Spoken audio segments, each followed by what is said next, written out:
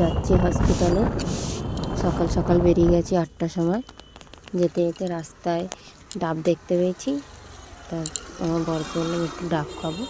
তো ডাব দেখছে নাকি ক্যান্সারের জন্য ডাব খেলে খুব ভালো।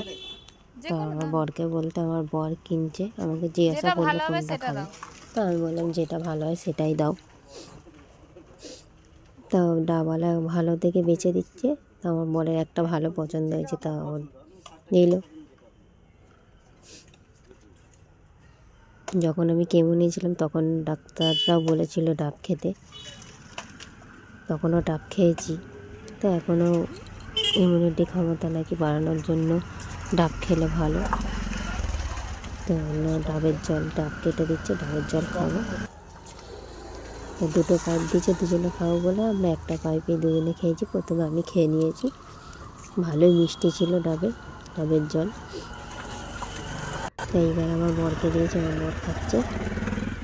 খেয়ে আমাকে বলছে তুই আরেকটু খা।